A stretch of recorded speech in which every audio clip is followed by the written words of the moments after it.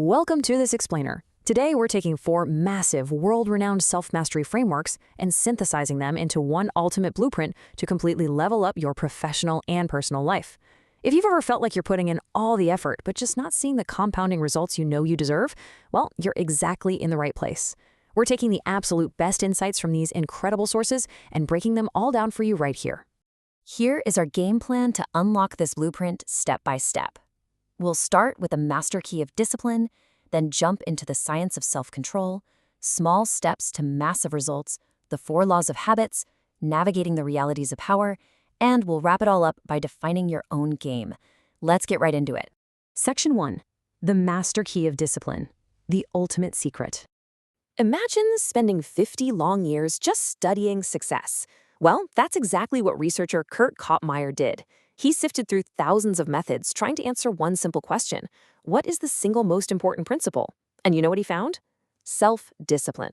Without this master key, it honestly doesn't matter how much natural talent or intelligence you have, or even how many lucky breaks you get. You could literally know the other 99 principles of success, but without discipline, they just stay locked away. To see what this actually looks like in the real world, just look at Jiro Ono. The guy didn't rely on crazy, chaotic bursts of extreme effort. Nope. His secret was just a simple, disciplined daily routine. Waking up at 4 a.m., heading to the market, preparing the fish, and making sushi. He did this exact same routine for decades. People constantly told him to change it up, to try something new, but he just ignored them. And that relentless consistency, that is exactly what earned his tiny restaurant 3 Michelin stars. Section 2. The science of self-control. The brain's battle. So, if consistency is the big secret, why is it so incredibly hard to stay on track when those late-night junk food cravings hit? Well, there's actually a biological battle happening right inside your head. When you're tempted by an immediate reward, a part of your brain called the ventral striatum completely lights up. It is literally screaming for instant gratification. But if you can just hold out, your prefrontal cortex kicks in. That's the part that handles delayed gratification and long-term planning. It's a literal tug-of-war in your mind. So how do we actually train that prefrontal cortex to win? You use a brilliant psychological technique called urge surfing. When a massive impulse hits you, like, say, the urge to devour a whole pizza at midnight, don't just blindly fight it. Acknowledge it. Then tell yourself you're going to wait exactly 10 minutes. What you'll find is that urges are a lot like waves in the ocean. They peak, and if you just give them a little bit of time, they naturally crash and fade away. You're building your self-control muscle simply by waiting out the wave. Section 3. Small steps to massive results. Compound interest. Okay, so once we have the discipline to delay gratification, we can really start building habits. And habits act just like the compound interest of self-improvement. The math on this is honestly staggering.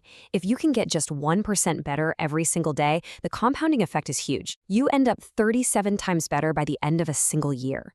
You don't need to make these massive life-altering changes overnight. You just need tiny, atomic-sized improvements. The real trick here is how you approach these changes. Most of us try to change by obsessing over the outcome, right? We say, I want to lose weight, or I want to write a book. But true, lasting behavior change doesn't come from that. It comes from shifting your internal identity. Stop focusing on what you want to get and start focusing on who you are becoming.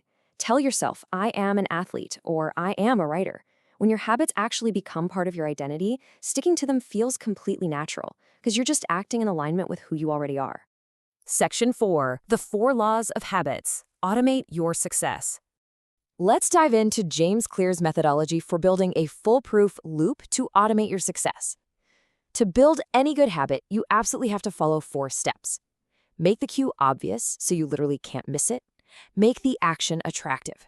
Make it easy by removing any friction. And make it satisfying so your brain gets that little hit of reward. And the genius part here? To break a bad habit, you just flip those laws upside down.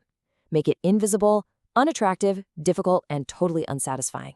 Now, even with a flawless system, just getting started is usually the hardest part. If you're stuck in a procrastination rut, try the 2-minute rule. Just scale your new habit all the way down so it takes under 2 minutes to do. Don't tell yourself you're going to study for 3 hours. Make the goal to simply open your notebook. You're basically tricking your brain into taking the path of least resistance. Once you actually start, you spark instant momentum, and keeping going is 100 times easier. Okay, so picture this. You're doing everything right. You're disciplined, that prefrontal cortex is rock solid, you're compounding your 1% a day, and your habits are perfectly automated. You have completely mastered yourself. So, why did you just get passed over for that big promotion? Or worse, why did you get totally undermined and betrayed by a colleague you thought was a friend? Which brings us to Section 5, the realities of power. Navigate the real world. We're taking a major pivot here, moving from our internal world out into the external one. And look, we absolutely cannot sugarcoat this reality. Like the source material from Robert Greene explicitly warns us, eventually you're going to step out into the real world and you are going to face malevolent, toxic, and highly aggressive people. Power is just an unavoidable part of human nature. If you don't know the rules, you're going to get played. You absolutely have to know the rules of combat to defend yourself. So here's how you actually protect all that hard-earned progress using 3 defensive tactics straight from the source. First up, Law 11, make people dependent on your unique skills. If you can be replaced, trust me, you will be. You need to create a niche where your unique combo of talents makes you totally irreplaceable to your boss or the market. Second, Law 28, enter action with boldness. Don't be timid. Bold actions command respect and authority. And third, Law 36, ignore petty things as the ultimate revenge. Toxic people feed on your attention. Starve them of it. Ignoring a petty distraction is actually the ultimate display of power and control. And finally, Section 6, defining your own game. Run your own race. Think about it. You've mastered your internal impulses, you've automated your daily routines, and you've built up a massive defense against the toxic environments of the real world. So where does this lifelong journey actually leave you? It brings us to a final, really profound thought pulled from the psychology of wealth and success. All that discipline, those perfect habits, all that power, it means absolutely nothing if you are running someone else's race. Define your game, know exactly what your unique goals are, and boldly tune out any advice that simply wasn't meant for you. Because I want to leave you with this one provocative thought. If you don't take the time to define your own game and your own rules, aren't you destined to just become a masterpiece in someone else's? Define your game, use this blueprint, and master your life.